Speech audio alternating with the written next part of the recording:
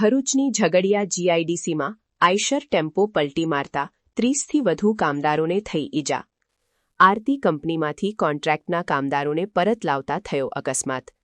બ્લેકરોઝ company પાસેના વળાંક પાસે ચાલકે સ્ટેરિંગ પરનો કાબૂ ગુમાવતા અકસ્માત થયો. કામદારોને અંકલેશ્વર ખાનગી હોસ્પિટલમાં ખસેડાયા. 3 કામદારો ગંભીર હોવાની માહિતી મળેલ છે. પોલીસે ઘટના સ્થળે પહોંચી વધુ કાર્યવાહી હાથ ધરી.